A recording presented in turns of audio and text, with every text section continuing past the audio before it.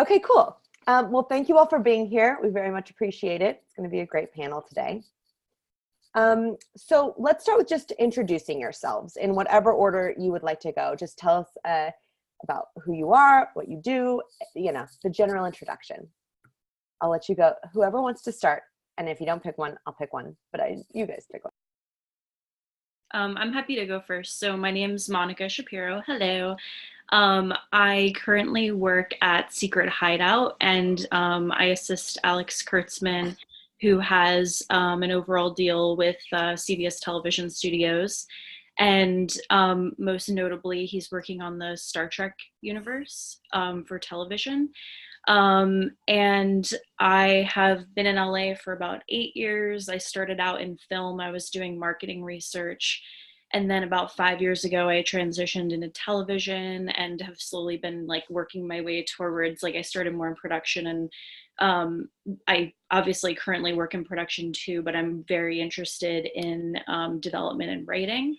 And I've worked with Roadmap for maybe like 3 or 4 years. And I think it's a fantastic organization. And I love opportunities like these and getting to meet fellow writers. So thank you for having me.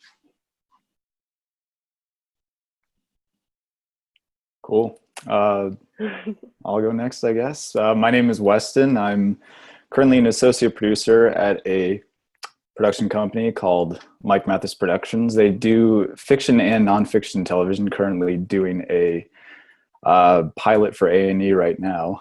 And previously I was at Lionsgate, where I assisted the director of development, reading scripts and coverage. So great to be here as well.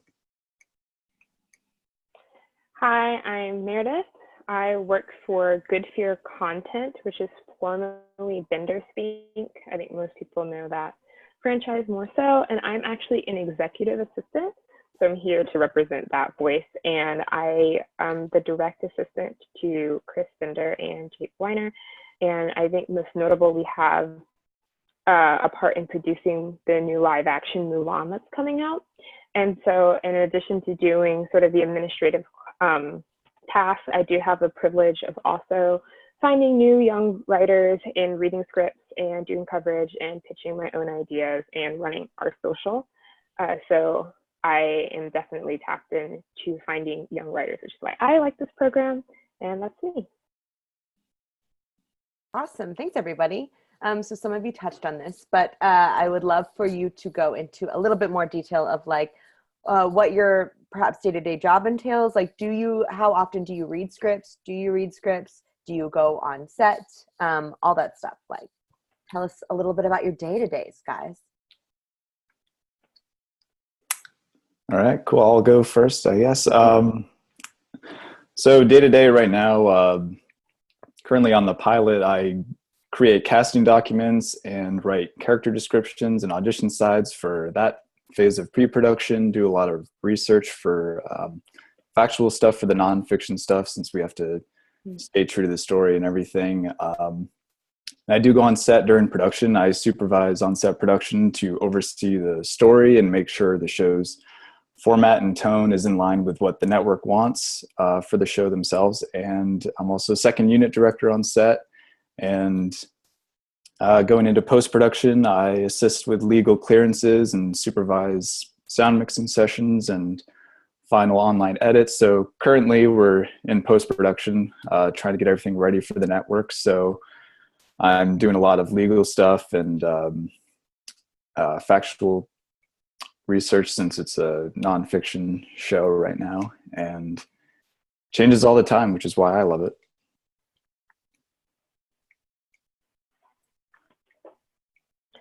So day to day for me, definitely first one in, last one out mentality. I just help run point for both of my bosses, making sure their schedules are as airtight as possible, making sure that they have everything they need, which sometimes is helping them put together writers list or directors list, sometimes helping them schedule for their clients, because we are also a production management company. Sometimes helping research small projects, researching things that could potentially be a film. And then, of course, administrative duties like rolling calls, scheduling, grabbing Chris lunch if he needs it, anything like that. But definitely, I also, anything they don't have time for, I'm there to help them with, which does entail some of the scripts that get put on their desk. Quick question. Is there feedback when I talk? I see you both have headphones. Should I have headphones or is it good so far? Sound fine to me. Oh, Yeah, okay, you sound great, fine. cool, thanks. So similar to Meredith, because I'm also an assistant, it's a lot of keeping Alex on track. So we have about 8 shows in like various stages of production, and he has different levels of input on each of them. He is a writer and a producer, so he is personally writing certain projects and personally editing them and doing color reviews and sound mixes and working with the composers.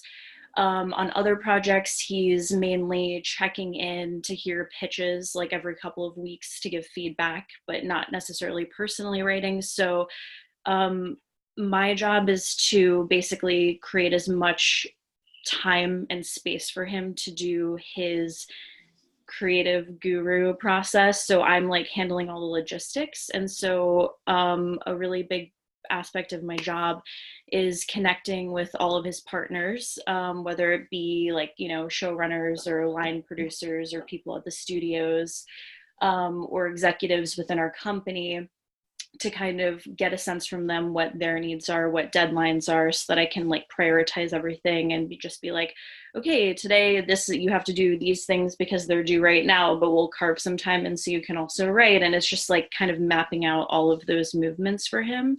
And another big aspect is tracking follow-up. So I'm typically with him in like meetings and on all of his phone calls, so that he doesn't have to take time to like download me after every single thing. So I just like am supposed to be like, listening and just kind of understand like what next steps for him and me would be, and keep track of his to-do list. I work with the other executives at the company who are the ones that get all the submissions. Like Alex gets some submissions and I'll read those for him. He just has a huge volume of things to read for the shows that we have going. So that's actually more so what I've been focusing on.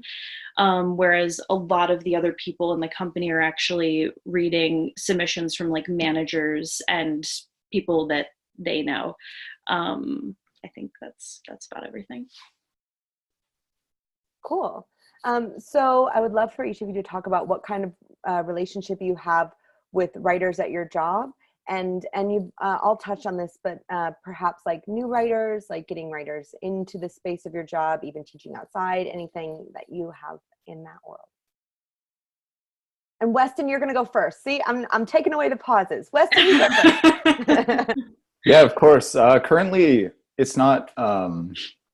Well, so far, it's always been the showrunners who have been writing or supervising producers. I've mostly worked on new shows so far. I've worked on 3 shows since I've been in this position at the company. And the first show was new. The second one was a season 2, so it's kind of like still new. And so the showrunners and supervising producers were the ones who wrote it mostly. And so as far as that goes, I did collaborate with them every day on stories, since I would help write outlines and just focus on the story. But I know for some of the shows, there's also usually been a freelance writer who would be hired to write the final script to spice it up a bit, but I never really had any correspondence with them. And in the past, when I was at Lionsgate, a lot of the scripts that I would read would come from the executives themselves. I wouldn't have too much correspondence with the writers. In my position, Alex is frequently visiting, he's sitting in the writers' rooms, and obviously the showrunners themselves are writers. So in my current position, when I first took the job, my goal was to be a creative executive. And after being around so many writers and like being able to like kind of understand the television writing process, I actually kind of fell in love with that. So now I want to pursue that track. So I kind of shifted about like 6 months ago, just like mentally, okay, wait, because it was like a really big shift for me, because I absolutely love working with writers and kind of just like bouncing and developing ideas. And I didn't realize that I actually personally would want to pursue that. And I think it was just because I didn't like fully grasp what the process was. And it is very intimidating, but at the same time, it's like, it's so collaborative that that was actually the piece that kind of like made it seem realistic for me. Because you have these very high level, amazing, talented writers who've been doing it for, you know, decades, some of them.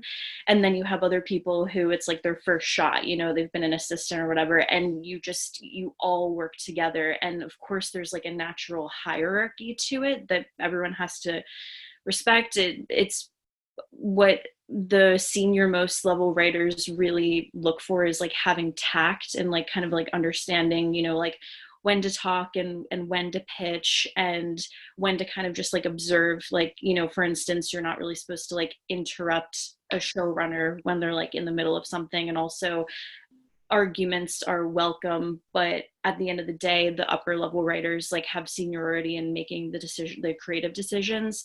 And then, but beyond like, you know, kind of just like shadowing it, there's just kind of like writers around our office, because we have writers' offices, like we have 2 or 3 rooms right now that work out of our space. And so it's just kind of also personal relationships, like, because we just see each other all the time in the kitchen and just chatting. And they're just pretty like, in very, you know, everyone, you have to research so much for shows, and like every show you like dive into a different world, and everyone gets really excited about that. And I feel like it just sparks all of these really incredible conversations, and I've learned a lot from the writers that I've met. And that was another reason why I was like, I want to be in the room with these people, because they're teaching me so much. As for me, part of my relationship with our writers is, again, I'm rolling all the calls. So whenever they call the managers, I hear their voices first. And I say that because of the close-knit nature of our company. Everybody that, all of our clients know all of us. So it matters even how I, as an executive assistant, treat them. So I do have that relationship with them. And then as well as we pursue new writers, I will typically be the first line of defense in the company. So if it's brand new, no reference, then I will get them. And sometimes if it is brand new with a reference, in terms of training, like I will get the script and read it, and not necessarily even doing full coverage, but just I will then pitch either in our staff meeting or just one-on-one with my bosses. I'll pitch whether or not I think the script has potential for us, because again, our company is a little bit different, for us to either produce the script, so if I think it's producible, or if I think that this is a writer that has potential and we should sign them to continue developing their career and developing their abilities. So I definitely have that sort of relationship with new writers, which is why I am actually a part of this program, is because they want me to be sort of the vein that brings in new content as we also lift our new-ish company off of the ground. So I have that relationship with new writers, and then I also have that relationship with our current signed writers, because I schedule things, I liaison things between them. So even as they grow within their company, I still have that sort of relationship with them where I understand their craft, so that when we talk about new projects, even I can be like, oh, I know that you have this writer on your client list that could be good for this project, X, Y, and Z. But again, definitely in terms of new writers, I tend to be the first line of defense for our company and trying to get scripts in the door and on the desk of our new and junior managers. Cool. So in talking about that, generally writers, and obviously writers come to us, so the people watching currently are all aspiring writers and actively working writers. So let's talk a little bit about forming that relationship. All 3 of you talked about interacting with them in some capacity. So let's talk about it. Let's say you're not in the kitchen available for, playful chit chat. What are ways that people can form a relationship without overstepping boundaries? And perhaps also and the flip side of that is like, what are ways that they could form one and stand out? Because there's a lot of people, you know, trying to form relationships. Yeah, personally, I think boundaries, at least in this industry, I think boundaries are kind of meant to be crossed. Otherwise, nobody would really get anywhere. And the point is to like kind of meet people and put yourself out there in a way. And I think it helps to, if you're trying to meet someone, specifically just doing your research and just finding out the best way to meet them. Because I think sometimes you have to step in somewhere that may feel like you're crossing the boundaries, but it's actually a very normal thing and happens all the time. And you just have to be kind of respectful and nice about it, I think, and be friendly, and don't be afraid to say hi and want to learn more, because that's the only way anyone's gotten anywhere in this industry. And it's important to just do it in a genuine way and focus on that rather than just trying to pitch yourself. So I think being genuine will really kind of set yourself apart from anyone else. So it's not as much pitching yourself and being the loudest one in the room and obnoxious, but like you actually care and you actually want to talk more with them and ask more questions, I think is really important. Yeah, I would 100% agree with that. I think that, you know, leading with like curiosity and wanting to form a relationship with a person, like rather than trying to like get something out of an interaction, you know, like, because it is a lot more than that. And like, you just never know what a relationship can do, like, because you might even set your sights on like a specific person. You're like, that's the person that's going to get me in, but then some other person that you think is unrelated, it somehow gets you a meeting with, you know what I mean? So you just really want to form, I think, genuine relationships and get to know people, you know, ask them about what they do. And then also, I think, just like really listen to that. And I think you can tell when people are generous with like their time and like doing favors and making introductions. And unfortunately, some people just aren't. And so like I've seen that before. It's like pretty unfortunate. Like I had a good relationship with somebody, but then they evidently rubbed someone I worked with the wrong way. And then they ended up getting like blocked from something. But then on the same token, there was someone that worked in post-production and they had a really good script, and like they knew my friend, and like they passed the script. I passed it to the showrunner and she was really impressed. And even though he had a post-production background, she like brought him onto the support staff of a writing show. So I think it's like, it's exactly what Weston was saying, is like the thing that matters most is just like who you are as a person. And if you're making a genuine connection with someone, then they'll be excited about helping you, you know? I definitely agree to that point. I actually met a young writer today, and I just went ahead and passed him his email, and that was because we had like lunch together, we had coffee together, and we got to that point. Now, I do recognize that I met this writer through a mutual friend, which isn't going to be everybody's opportunity. But what I will say, in my time I've been here, I recognize that a lot of people here are in the industry. So you never know who you're talking to, and you never know who you're talking to, who they know. So being genuine and like, I would say don't start with your pitch. Don't start with your script. Like if you say I'm a writer, they'll be like, oh, okay, because I'm sure whoever you're talking to knows plenty of writers. They'll say, okay, and then form that genuine relationship. And then if that person approaches you afterwards, then it's okay to maybe do a little bit of pitching, all of that good stuff. And then in an office setting, what I will say, and this for anybody that's ever been an EA, been an assistant, will understand, please do not, in terms of boundaries, please do not call and then immediately go into your pitch for 20 minutes without stopping. I know that sounds crazy and ludicrous, but it has happened to me.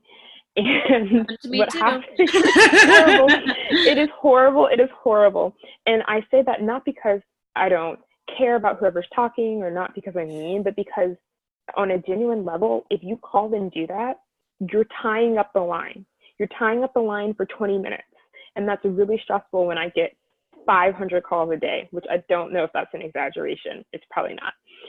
So what I would say, never call, especially because if you do call, you're probably an unsolicited submission, which is illegal for most of us to even deal with in the first place. Mm-hmm. So please do not call and immediately pitch your script. What I would say you can do is call and say, hey, I'm a new writer, not sure what's going on, but can I grab your email and give you more information? 8 to 9 times out of 10, whoever you're talking to is far more willing to just give you their email than to listen to you talk on the phone, which I know is horrible because you really want the person to hear your voice and hear you. And I understand that so much. But at the same time, you never know what that person's day is like at work. And most of the time when you call the company, the first person you're talking to isn't the producer, it's the assistant. And the assistant is doing 1 million things. And the last thing they need is for you to talk to them for 20 minutes about your script. But they will give you their email. I know because I have. So definitely doing that. And then in terms of getting your foot in the door, I always recommend any competitions that you can find to just slip your script into. You would be stunned with how many agencies and production companies are kind of sifting through these random script competitions to see who applied. Not even the winners, just every single script that has been submitted. So definitely applying for competitions that way. I take scripts from my friends. I take scripts from my friends' friends. So again, getting back into formulating genuine relationships, getting scripts through the door that way, grabbing assistants' emails, like that, in my opinion, is the way to do it. And what I will say as well is if you get that email, don't just send your script. And many of you may know this already, but don't just send your script. Send a description of your background and a log line, because the less you give that person to do, the more likely they will do it. So if you just give a log line and they're interested in that log line, they'll reach out to you and then you can give them the script. So it's like you got to fight tooth and nail and get through these tedious steps.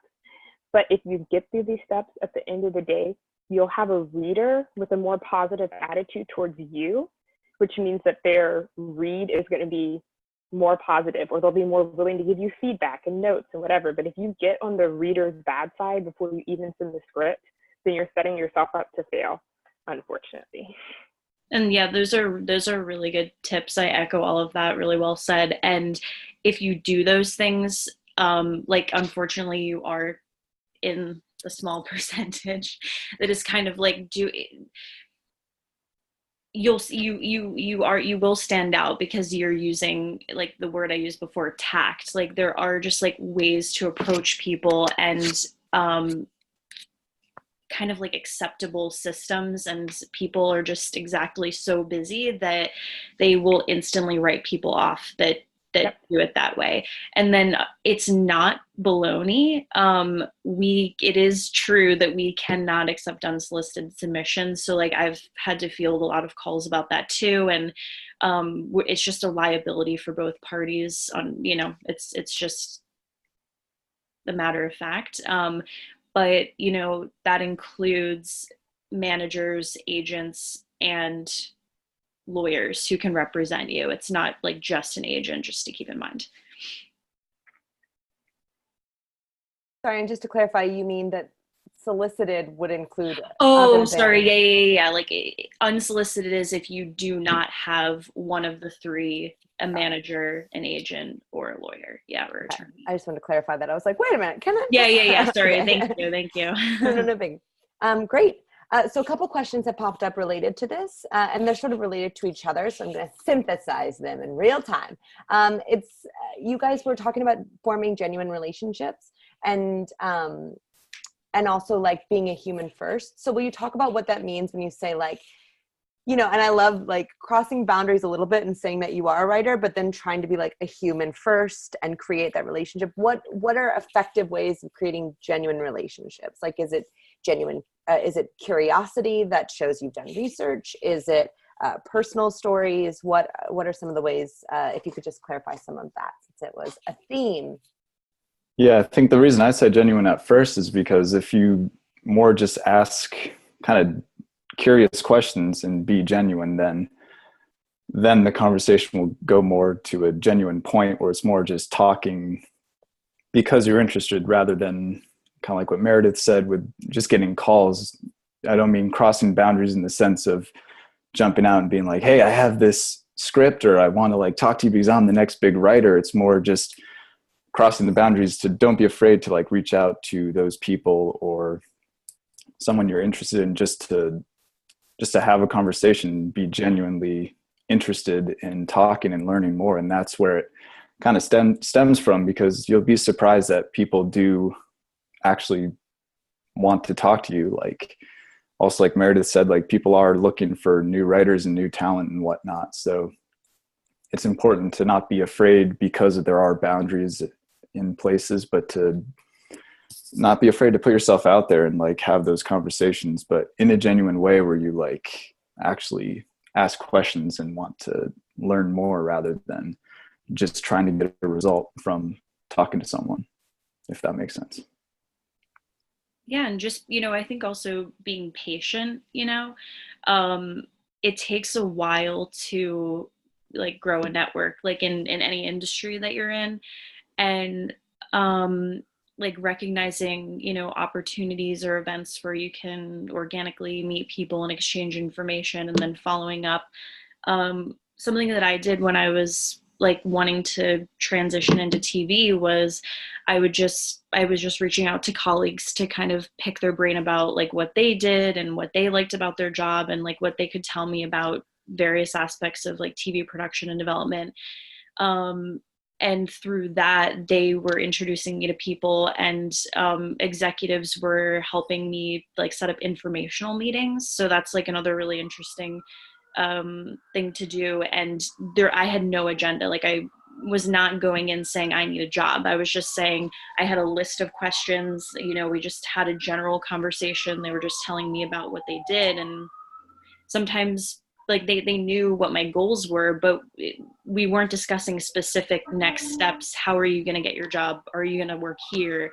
Like it wasn't at all like that. It's just you're forming a bond with someone, and you might have to wait a little bit. You have to wait until the right moment to kind of make your ask. Yeah, and going off of that, and like the thought of having an agenda, everybody knows that you have an agenda. Every executive has an agenda. Everybody has an agenda. So it's completely okay. Like, don't be nervous about having to feel like you're being perfect and like you are not at all trying to tap this person for their resources. We know you are, and that is okay. Like, so am I. Like, that's why I'm here. Like, we all have an agenda. So don't be afraid of that. I think it's more so in terms of a genuine relationship. What I would think of is think about how you talk to your friends. Like, yes, of course, you probably talk to your friends about what you're writing because it's what you love and it's what you're passionate about, and that's great. But you also talk to your friends about what's going on in their lives, what's going on in the news, how you feel about how terrible the roads are in California. They're so bad. So like things like that. So don't be afraid to also learn who that person is and allowing that person to learn who you are, because at the end of the day, who you are and your writing isn't separate. They affect each other. So you want the person you're talking to, the person that you're eventually going to submit your script or going to pitch to know who you are anyway, so that they can further vouch for you. Like we know that like your opinions and your thought processes are going to be reflected in your work. So the more we have that foundation of you, the more we're going to be primed when we read your work. So you don't have to think like, oh, I'm going to be best friends with this executive. That's not what like my intention is. But if you really look at that person, like, I want to know who you are. I want you to know who I am outside of my writing, because what happens outside of my writing is going to inherently be in my writing. Then I think that's a better mindset as you try to develop relationships with people that work like horizontal to you and vertical to you as well. I hope that makes sense. Yeah, totally. Well said, everybody. Also, on the subject of developing relationships, a question has come in. Just you mentioned this a little bit, Monica, about reaching out to your network. For people who are, let's say, new in town or transitioning to writing and literally don't feel like they know anyone in the space, what are ways that you would suggest to create those relationships? Do you have any suggestions on that? Yeah, I mean, sometimes these things do feel like a little bit forced, but there are opportunities to meet great people there. But there's a lot of like mixers that happen. When I was first starting out, that is like how I would go with like coworkers. Sometimes I would go alone. And like, for instance, there's one organization called like JHRTS, and it's for people that are like, starting out in the industry. I'm trying to think in terms of writers. I know there are like writing groups that exist. I don't know if there's like a Facebook group or something like that. I'm trying to think if you were, I would have to think that, it's trying to find some type of club or organization if you're like really, really just starting out. Otherwise, if you live out here, like Meredith mentioned, a lot of people do work in the industry, so you have absolutely no idea where you'll run into someone. And if you just mention like, oh yeah, I'm like just really interested in learning more and about resources, I'm hopeful that people will be willing to help. Like not everyone is, but I've had a lot of good luck with that. Weston or Meredith, do you know any like specific groups?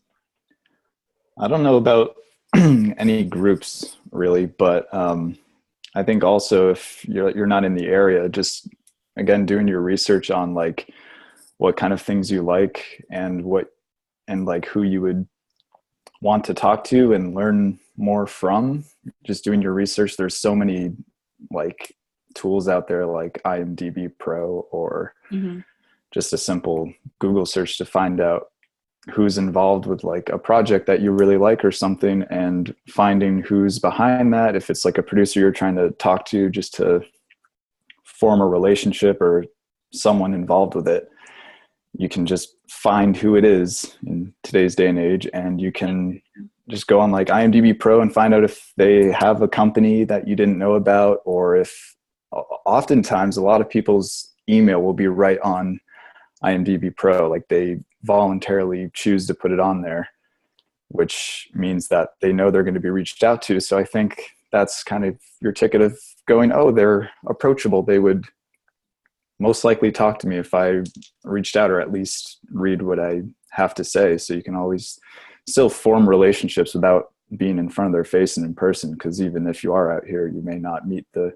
person you want to. So kind of goes with what we were saying before about just not being afraid to reach out, and just that could work in your favor that you're not in the area. Just say that you're looking to learn more about how things work, and if they have any advice, and you can reach out saying that. And sometimes people like genuinely want to talk to you because there are genuine people working out here.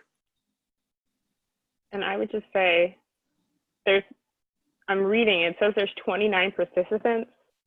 So while you're all here, just ask each other, because chances are one of you knows somebody, or one of you actually knows about a group that you can and should use.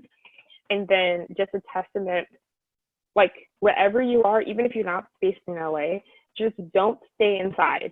I literally got a submission from my father, who is a banker. So my father met somebody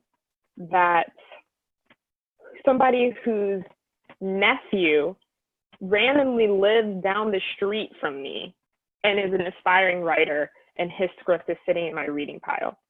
So I mean, you have like 2 degrees of separation from somebody that works in the industry at any given moment. And then another example, I also dance. So I go to dance class. I met somebody that's an animator from Netflix. I met somebody that's an aspiring actress. Like, just my recommendation to you is, even if you're like a little introverted or on the shy side, trust me, I understand. Just make an effort to literally go outside. Because if you go outside, you will meet somebody that knows somebody, or you'll meet somebody that is straight up in the industry. So like, join. And also, I personally think that's the best way to do it, because then you will be making those genuine relationships that we keep talking about. Because if you join like writers groups that are just for writers, everybody's going to be only pushing their own stuff, right? Which is fine and good, and you guys can maybe collaborate or launch projects together, which is wonderful, and you should do it.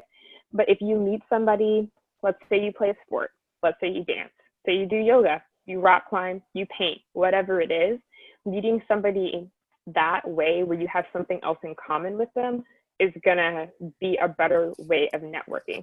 So I would definitely say just get out, be social, because at the end of the day, the industry is just like a big old film club, and most of us are probably a part of some sort of film club. So it is about being social and meeting people and getting to know them and developing 10-year-long relationships that help you down the road. Cool. So anywhere is my answer.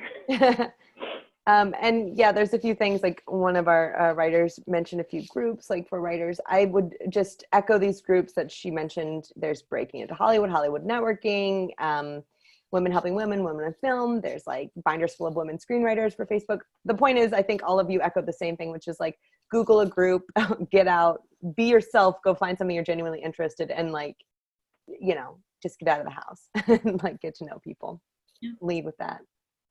I like that. A couple more questions, but I'm going to move on with the other questions and have those questions at the end as they continue. So how do you guys evaluate material, or do you evaluate material that you want to pass on? And as you're evaluating that material, or while you're reading genuine scripts that you want, genuine, what a great word. That's like our word. General is what I meant, but genuine's been on my mind. As you're reading these scripts, what are you judging in your criteria? Like, what do you really look for when reading new stuff, either for your own purposes or for your work? When I previously, when I worked at the other place, I would primarily focus on character arcs, and if there were distinct arcs in that sense, because a good story is good, but at the end of the day, it's the characters who we are following, and it's the characters who we resonate with. So if there were interesting, unique character dynamics and relationships where the character is a different person at the end than at the beginning, then that's a solid journey. And because a good story can be done, but creating interesting characters who we want to be with always is most important for us when I was out there. And we would also primarily pass on scripts that had lots of irrelevant scenes, because often, you know, there's just scenes that don't pull the story forward or characters at all, and it doesn't work. So it pretty much depends too, because sometimes I know writers would get meetings if there was just potential. So it doesn't matter if the script was good at all. There could be a terrible script, but if the writer seemed good and like there was potential there, often they would sometimes get a meeting or whatnot. And I don't know if it happens too much the other way, where if the story and characters were really good, but the writing was really bad. I don't know if that really happened too much, but curious what you guys have to say.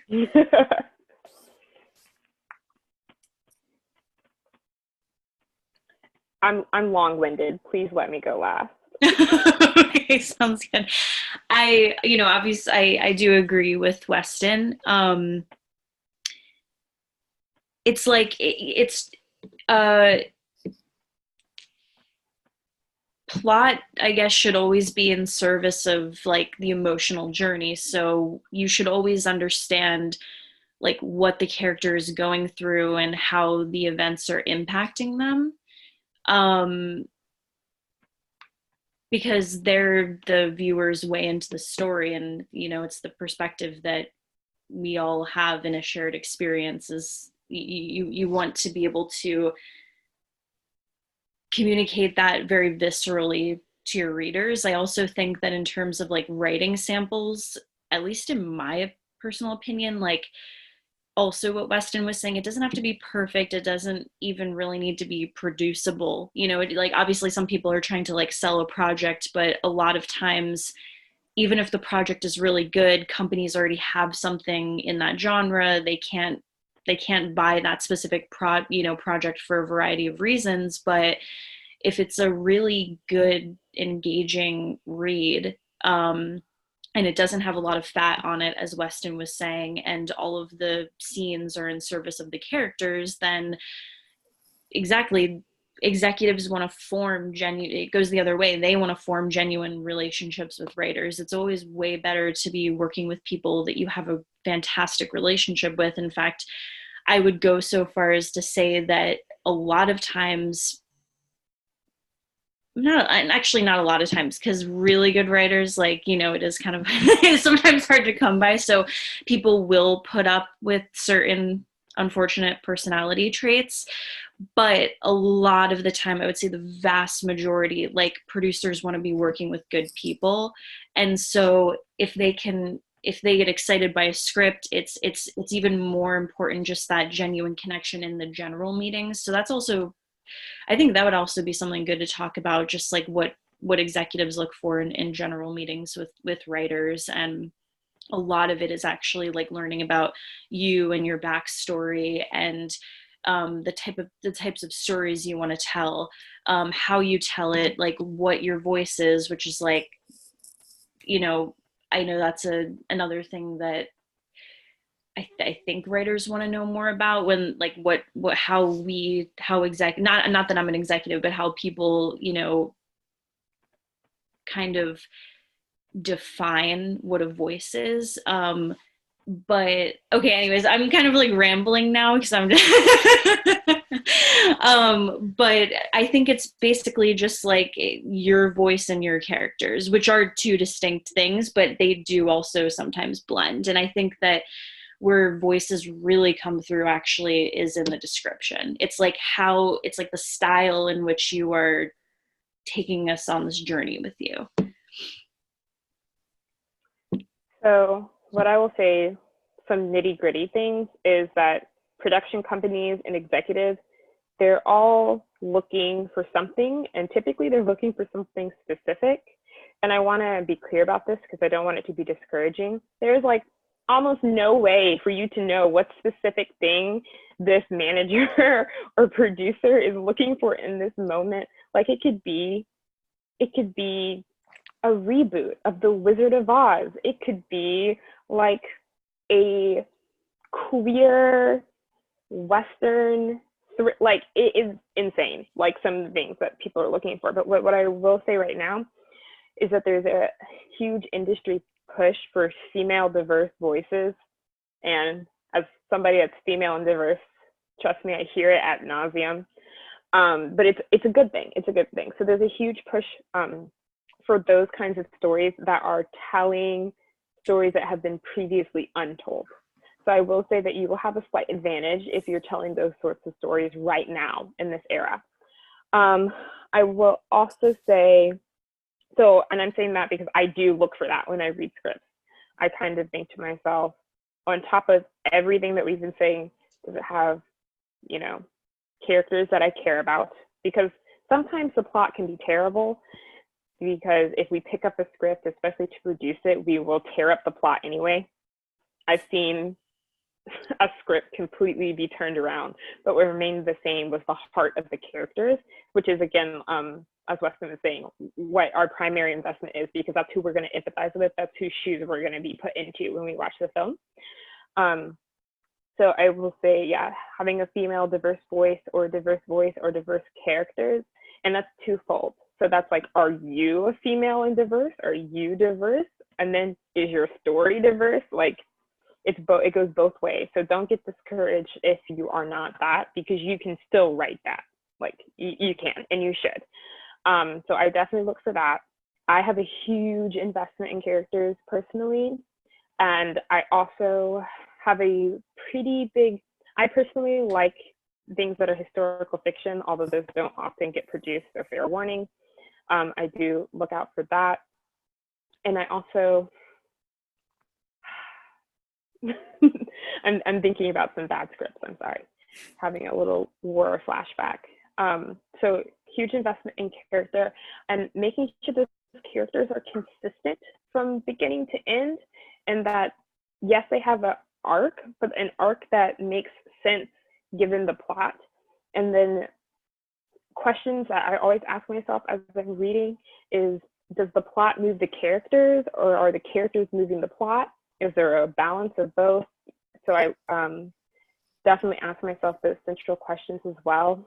If a script is too long, what I mean is, like, if we get 130, 140, 150 page script, sometimes we will just kick it to the curb because it's something that we can't invest our time in, and we literally can't invest our money in unless you are X, Y, and Z writer. So that's something that I look out for as well. And then, especially as we're getting into TV development now, just making sure that we're trying to get away from things that are just reboots. So making sure that this is something that is original, but is still going to resonate with the masses, which is actually a conversation that I had with some of my friends today about how, even though the story we're seeing may not exactly represent us, if it's transcendent enough, it doesn't really matter. So making sure we're getting those stories that are like transcendent. Everybody is going to have an emotional reaction to what they're watching, whether it's a positive or negative emotional reaction.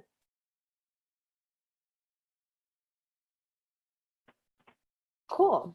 And then one more general question related to this, and then I see a few questions in the Q&A, and I encourage people to continue to have the questions, and I have a couple. We've got lots more questions. But the final question that was previously popped up is, how do you find scripts to read? Like, are they coming from, I mean, you guys have touched on this a little bit, but in general, like when you talk about your pile, if you could break down the percentage, like 90% come from your bosses or someone higher in that hierarchy saying, read this for me. 10% are coming from your dad. Like, what is the percentage of your breakdown in your script pile? For me, I would say like 99% always came from my boss, the director of development, and the other executives. And unless the script was written by someone they know who, like, they'd worked with and they trust, then they would just hand it down to me and other assistants and interns. And there were a few times where an assistant would get a script from one of their friends or something like that, where they would have an opportunity to present it, but it all depends on who it is and what's allowed and encouraged at certain companies, because, which we were talking about, every company is different with their protocol. Like, some companies don't accept any solicitations at all. It's illegal. You can't do it. And surprisingly, other companies actually do have a system that welcomes submissions, but generally you won't know about that unless you know someone who works there. And it really just depends, because, like, some companies do just want random stuff to look for something new, and other times it's just very, very closed off, tight knit, but it's hard to tell. So it's just, again, just knowing people and figuring out how it works at each company, because it's also different. I also get submissions. We divide the submissions that we get amongst the staff at the company. I read my friends' scripts or colleagues' scripts. A lot of times that's just for kind of feedback, just helping each other out. And I also will browse Blacklist, or honestly right now too, I've kind of just been reading some of my favorite scripts just over time, because you can find a lot of stuff online. And I also think just generally that's a great thing for everyone to do. Just start reading scripts from your favorite filmmakers. That's a great way to self-educate. Yeah, that's it for me. I would say 60% come from my boss, and then I got really nervous that it shouldn't be 40% for a second, but it's 40. That makes 100. I graduated. So the rest comes from a combination of, I recently took over for some assistants, and all of their emails roll over to me. So you'd be surprised how many emails I get from hey, old assistant's name here. haven't caught up in a while. Here's my script. And I'll be like, that person's gone, but I'd love to read your script. So a ton of them. So I say that to say, follow up. If you haven't ever emailed somebody and they haven't emailed you back in like a month, not a week or a couple of days, like, has it been 2 weeks or a month? Then follow up, and you'd be surprised like where that either new relationship or old relationship could take you. So definitely from old assistants, I kind of have stolen their writers, which makes me proud, but it's okay. And then from, of course, friends that I make, friends that are either from college or friends that I make through coworkers, just different connections that way. And then I've also had the opportunity to take part in programs like this and go to different pitch fests where the entire purpose is to meet young new writers and have them pitch to me. So I'm constantly going to like events and mixers for that as well. And then I also, on occasion, like will find IP different places. So like I went to LA Comic Con and found some IP there. Have we used any of it? Nope, but I found it. So there as well. So definitely 60% from my boss. On occasion, I'll get that person that does call and ask for my email, find something from them. Old assistants, friends and connections, writing competitions, and pitch fests and mixers is where I will gather everything. Okay, a couple questions in here. And hopefully my dog doesn't scream like he has been most of this time, so I'm muted. So sorry. This is great. He's just randomly screaming at things, so it's fine. This is sort of related to receiving scripts and reading scripts. So what tends to happen when you receive and read a good script, but it doesn't fit the brand of your company? Any thoughts on that? Like, do you keep that writer in mind? Do you suggest it to other people?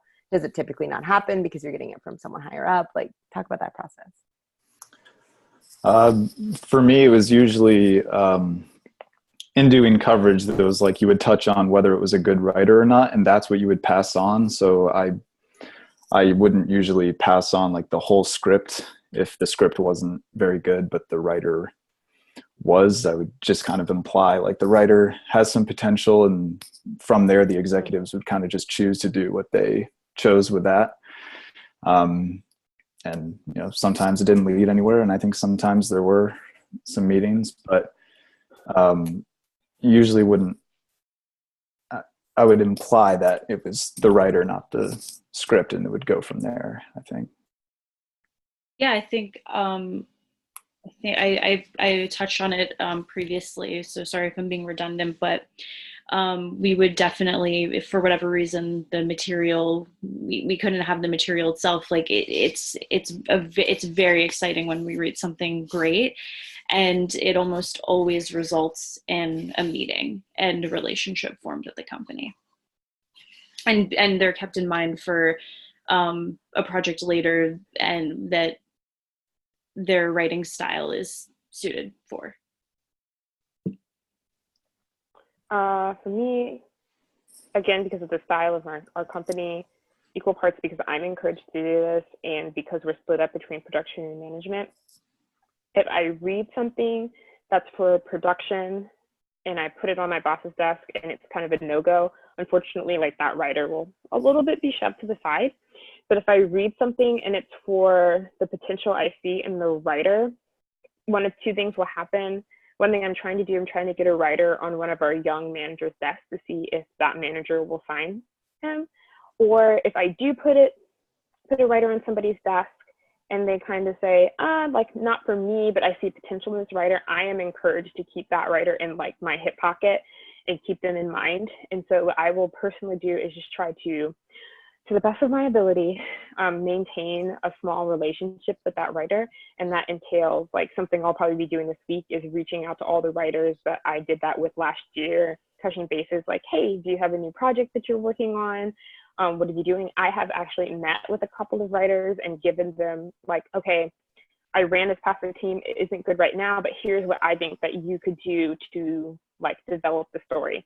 So I actually have the opportunity, and I'm sure other assistants and other people do have the opportunity, if the script isn't at par right now, then we can just kind of develop a small relationship, maybe develop the project with you, or just keep you in mind as we launch new projects within our company or keep you in mind as we think about writers that we might want to like sign later on?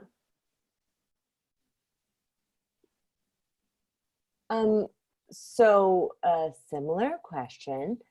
All these are kind of script reading oriented. So here's a question: when you do look at a script, how do you read it? Do you only read the first 10 pages? Do you scan a script for density? I know you guys talked about like what you're looking at when you read it, but you know, realistically, you probably have piles, and so there probably are like turn on and turn offs that make you continue to turn the page or make you move on to the rest of your pile.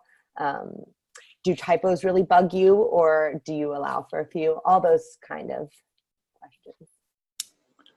I would say typos definitely stand out because it just shows that you're either don't care or you're just being kind of sloppy. Like a few maybe okay, but I mean, I've read scripts that just do have tons of typos or just aren't written correctly, and it just shows it's pretty sloppy and that you don't care to like try and get it fixed. So since the writer is just as important as the story or the script, I always took that into account and wouldn't pass on it. As far as how to read it, I would always just start from the top and read it pretty much straight through. And even if I wasn't feeling it, I always would still give it a chance and just read it through just to see if there were those character arcs, if it led somewhere, if the development was important. And sometimes it would, and other times it wouldn't at all. But definitely, just as a writer, you just have to show that you care and that you did try and like it is important to you. Otherwise, if you didn't put your full effort or care into the script, the reader's not going to either, and definitely not going to devote the time to have a meeting or want to talk further. Yeah, I agree, and I definitely recommend that if you can just have like a friend or two read through it. You know, there's a time for notes, but then there's a time where you're just like, hey, can you just please help me? I'm too close at this point. Can you just help me with the grammar? And if you are just very like specific with people about what you want them to read it for, then they can just do a quick grammar pass for you. I think that's always a great thing to do. I also just start from the top, like, you know, usually when I get submissions, I know, okay, it's like a 30-minute, it's an hour long. So I know what format I'm getting into already.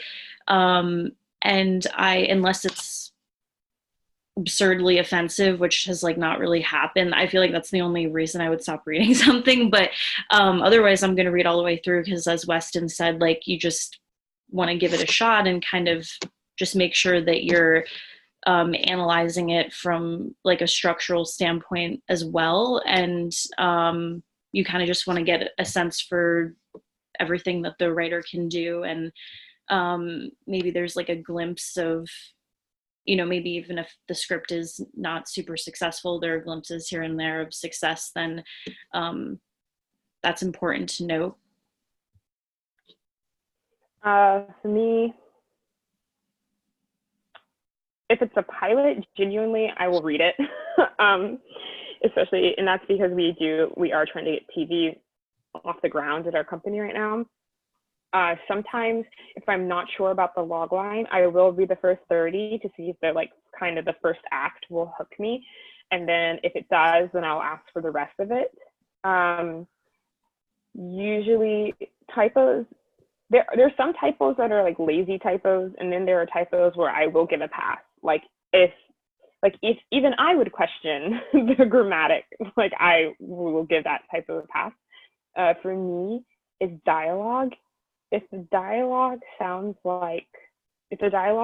inauthentic, or if it sounds like no one would ever say this. No one would ever say this in this situation. If the dialogue sounds like you never read it out loud to yourself, I will pass on the script, because at the end of the day, I heard this from I think a teacher once who said people can watch something bad, but they can't listen to something bad. They just can't. If it's a bad noise, you pull your headphones out. If it's a bad image, sometimes you look at it just for the shock factor, but you don't close your laptop or whatever you're doing. But if it sounds bad to your ear, you will stop because you can't take it anymore. So for me, bad, inauthentic, cheesy dialogue will really, really take me out of the script, especially if it's any sort of period piece. Then I feel like you didn't do any research or didn't listen to anything. Take me out. If you're like writing a piece and maybe like you have Black characters and it sounds like you didn't consult maybe any of your friends, you didn't look anything up online, you didn't like check your slang, like that will also take me out. But again, I think that 9 times out of 10, and I, unfortunately, because of everything else I have to do with my job, I'm a pretty slow reader, but 9 times out of 10, I will always read a pilot all the way through and always read the first 30. And then sometimes it'll be the case where I'll read the first 30. If I'm not really into it, I'll set it aside if I have to do other reading, but then I come back to it, read the rest, and get back to the writer so I can give them a concrete decision as to why I didn't like their piece.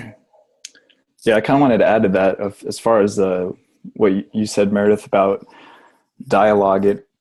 I would always pass on something where different characters would kind of talk similarly, whether it was like lingo, words, or just phrases. Be like, oh, that character talks like this a lot. Just shows it's really lazy. It was just because obviously it is written by one writer a lot of the times, but you have to know your characters, and that definitely shows that it's lazy if characters don't talk differently. If all the characters talk the same, it's like just the one writer, that's how he talks or she talks because they're writing those specific lines. That was always kind of a hard pass. It's like, all right, they don't know their own characters, they don't know their story.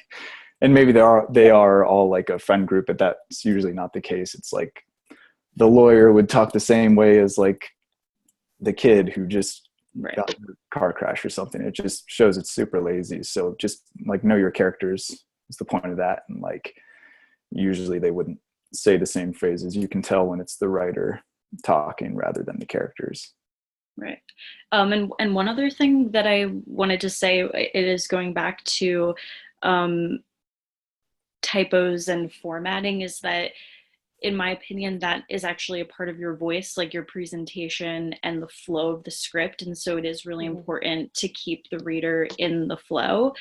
And like you just want to put your best foot forward. So and I think I see a question about formatting, and actually there's a lot, like there's certain like slug lines, there's certain things that, and where the character name is and the dialogue, there are certain things that are formatted in a specific way. However, when you're dealing with titles, or if you want to underline things, or if you want to do flashbacks or cross-cutting, there's actually a lot of different successful ways of doing that. It's about getting it across as clearly as possible and making the read as seamless as possible. And as long as you're like consistent through it all, and also feel free, not like super verbose, but I can't remember what script it was. I think it was like a Phoebe Waller-Bridge script or something I was reading. She actually just at the top was like, here are the rules of my script. And it was like really helpful. It was like, oh, okay, like when it's italics is this, when it's the, and so feel free to do that, especially if you're dabbling in like more complicated structure.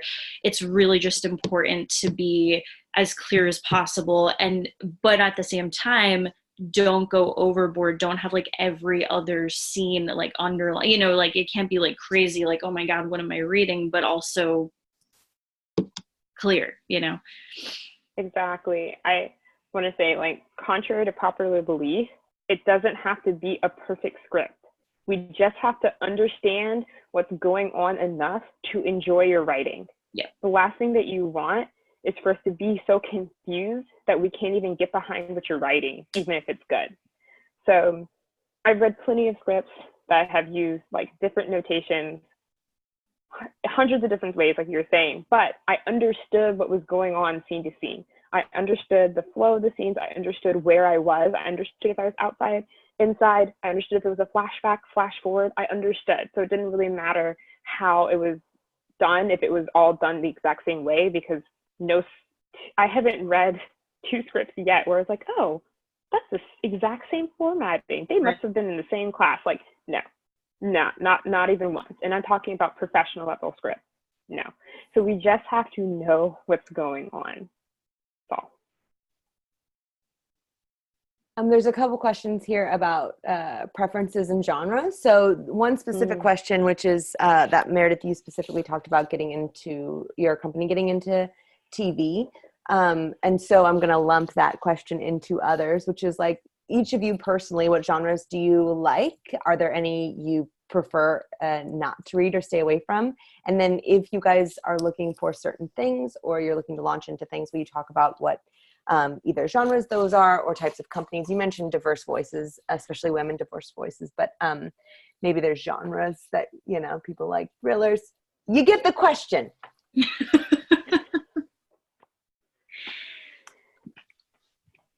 Okay. So, you know, it's very, I think Meredith was touching on this earlier. It is very personal to the reader, to the company. Even if you love something, unfortunately, you might not be able to, you know, really sell it to the powers that be. But you can still form relationships. But anyways, so the genres that I really gravitate towards are dramedies, which are like, you know, they're also challenging because it's like drawing that line and the balance between the drama and the comedy. I also love sci-fi, and you know, I like grounded sci-fi. Like I think a lot of people are, I think that genre is becoming really popular right now, but I think there's also a really fun space for like fantasy sci-fi, you know, like really out there stuff. But I do think that there's still like an emotional grounding that has to happen to make that successful. I love adult cartoons, like, you know, cartoon comedies. Let's see, I like psychological thrillers, so it can be like horror, it can be crime, you know, just like psychological, scary, intrigue and mystery. I don't really I can't really think of a genre I hate, to be honest. I used to think I wasn't really into fantasy, but then I read some things that kind of changed my mind. So, yeah.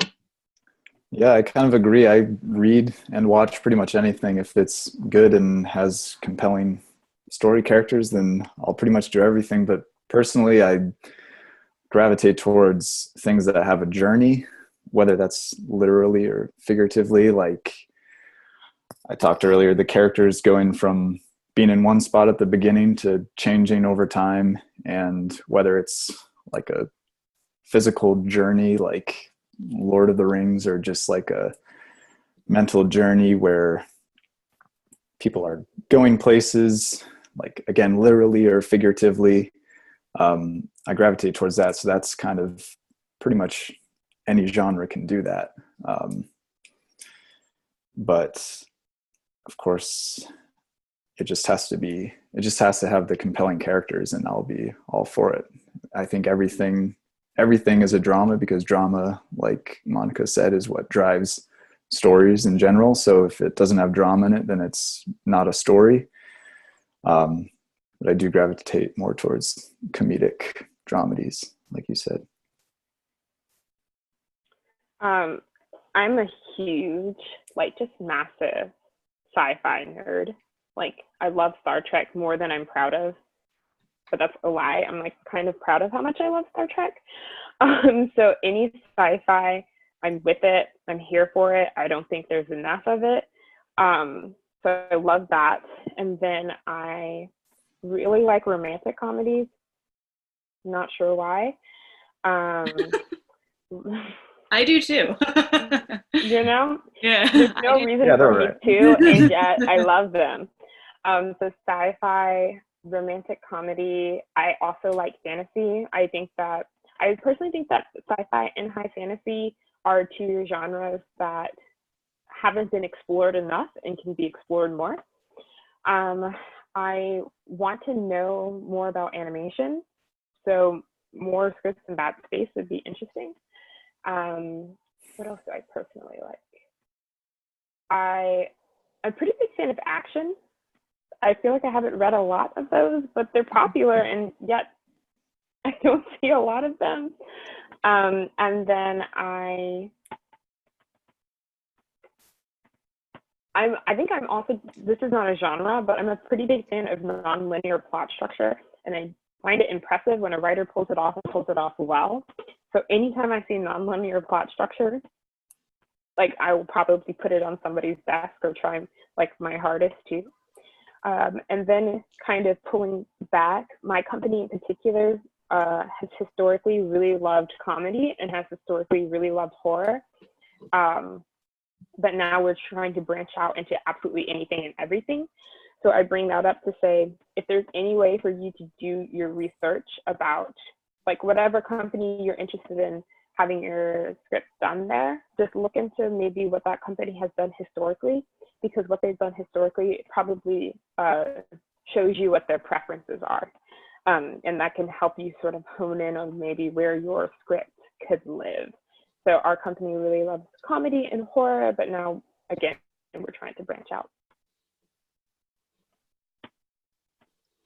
So another question about, this is about pitching, but actually like ideas. So I'll read it because I mean, I'm great at synthesizing. Like I think we can all agree on that, but I'll read it anyway because she does a much better job than my synthesizing. Okay, so this is a possibly weird question, but since a lot of companies are interested in sequels or reboots, would a pitch for something within your company's IP be something you read? I know it's better to write your original work, but if you have an idea that you're passionate about, should you submit it anyway or pitch it anyway?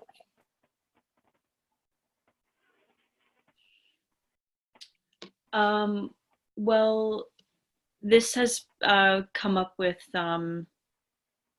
Star Trek, and when I was previously working at Imagine Television and they had the Nat Geo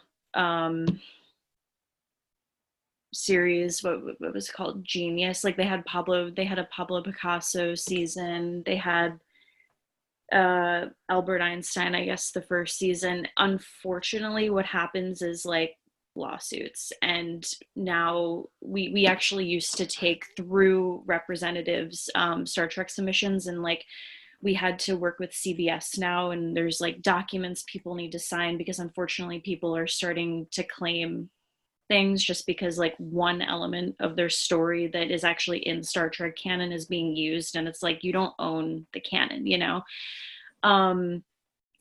It's I would be curious to hear what the other panelists think. Like I personally don't recommend it. I also don't recommend going out with a pitch related to a huge IP when you don't have connections to anyone that like did the original material, because they're going to be involved in it in some way anyways, even if it's just them getting like royalties, you know. You have to get like permission from people. It's just when you're working with like spin-offs and things that have already been made, and I'm not talking about like an IP that hasn't been that's a great novel that hasn't been adapted yet. I'm saying if it's like already been a big like movie or TV franchise, then it's just like difficult to navigate, and it's also probably very challenging to like match the quality of something that's already been produced and like beloved, you know. That's like a very like, there's a lot of people like working on that to get it to that point. So it just may not be the best option to, you know, to be presenting. I don't know. I'm curious to hear what the others have to say. Yeah, I'll kind of echo that. I think it really just depends on who it is or what the company is, because usually with IP that they have, it's usually like the producers or executives' decision to make it happen. So if you just like, usually from my experience, if you submit something or say like, hey, I have an idea for this, we should do this, you guys should do this, usually it'll just be ignored for something like that that's already been done. But if you're like friends with one of the executives or producers, it may be more of like a conversation or something, of course, so like they'd listen. But as if you're just kind of like pitching it, I don't know if that would work. It really depends, but it's complicated. Yeah, my gut reaction was like, no. Like I actually was like, no, don't do that.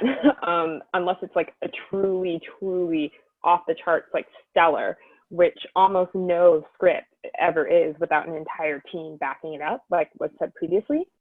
And I think we were recently in a situation like this. And I think the biggest reason that comes to mind is because once something has been created, 9 times out of 10, I would say, and I'm also young, so please correct me, but 9 times out of 10, I would say it's already been, the next movie has already been thought of while the first movie was being made, which means that there's a writer that's already attached to the next movie that's being made or the next reboot that's being made, or there's a writer's list that already exists. So like, I would just say that your chances are just drastically reduced because there's probably already wheels turning and pre-production turning for that next piece of IP.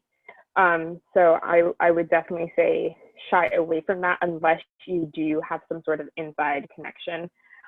Obviously there's spec scripts and that's like a whole different story and you should definitely engage in that sort of thing and it's great practice. But I think in terms of like just doing a reboot or doing something based off of IP, if it's big enough, and it usually is, whatever you're considering probably is, someone is already working on it. So it's just going to be a little bit difficult to get your foot in the door that way, unless you're already signed. Yeah, and then I'm kind of blanking on what it's called, but in some writing competitions, I don't know if it was like which, I'm blanking on which studio it was, but you know, like various studios, they have writing workshops and you have to submit an original and also like you write an episode of a show that they've made. So like in that, besides that, I don't really know. Like when we get submissions at our company, it's never really like a writer like emulating another show. It's like they might give us a script that was produced because they were in the writer's room for that show, but we don't get someone that just like loves Battlestar Galactica, so they like wrote a spec script of Battlestar Galactica. It's always, in my opinion, you have a better chance of impressing someone with an original idea rather than you having to worry also about trying to match something that's like already been produced. It just seems like you're adding another challenge to something that's already very challenging. Speaking of, well, competitions, are there any festivals or contests that you guys either read for or you read scripts from or that you hear about that you prefer, that stand out to you? None for me that I can think of. Yeah, I don't really have super specific ones. Like I know that it's a really fantastic way for like, because some of my friends like they'll enter competitions and it's a great way to help pitch yourself or sell yourself. If you're like, oh, I was in this, you know, I was a finalist in this, and it just demonstrates that you were willing to like put in the effort, put yourself out there, and other people are like vouching for you. So I don't think you can really go wrong, you know. I got to be a part of AFI Pitch Fest, which is really nice. And then, oh my gosh, pronunciation, not my strong suit, but I think it's the Nicholas, like they have one every year, and I know that we look into that competition. I will look up how to spell that and pronounce it. You mean the and nickel? email it. Is yeah, it and email it. That's it. OLL? Yeah. That's yeah, nickel, yep, yeah. not. So we definitely pull from that, and it's a competition that stands out to me because I remember we were like really anxious about getting those scripts. And so anytime I see that competition, even if it's like, oh, I was like a quarterfinalist or whatever it was from previous years for this competition, like I will still be like, oh, like, okay. So if it's a competition that's, and you can probably tell, but if it's a competition that has any sort of notoriety, then it does help kind of get your foot in the door, especially when you're pitching, as was said. a few more questions, just a couple minutes. So I'll do a quick one first, which is you mentioned not sending the script. Is it okay for unsolicited emails if someone puts it out there, if you get a hold of it through a friend or whatever? Is it okay to send the log line or like a pitch deck or something like that? Or do you just want the log line, or is it not okay to send the log line? Like what? Well, I think should you just start with a log line, or should you also include a pitch deck and the POC? Oh, proof of concept. Oh, okay. Like, do they mean like the first 10 pages, like proof of concept? What? Or like a 3-minute short or something if they filmed. Oh, like a reel. Oh, yeah, okay. Like a video. Yeah. I don't really do this that much, so I don't think I'm gonna respond to that. It depends again on the company, at least for me, because there are things that, or I guess like was said before, it starts small and then get bigger. It depends what it is, but I'm trying to think. I think it's happened before, and I guess just start with the log line or something, and then I think it happened where someone was brought in, or it was. Or they were asked for more information. It really depends what it is. That's what I'll say. Yeah, for me, it will depend on the conversation that you had previous. I would say if you had no conversation before you're sending something to like my email, for example, please just send a log line. You could send multiple log lines. You don't have to send one log line. You can introduce yourself, put your log line at the top, whatever, but just, I would say it's really presumptuous. And I actually learned this lesson a long time ago while I was being educated. And I thought it seemed so rude when the person was like, don't send somebody your script right away. It's rude. Like, I was like, no, it's not. But now that I'm here, I'm like, yes, it is.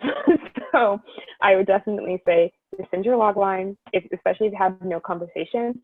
If you like talk to me on the phone or talk to me in a coffee shop or wherever you talk to me or whoever, and they were like, oh yeah, go ahead, send over a log line, first 30 pages. Just, I would say, really pay attention to what they said and do not send more than what was discussed.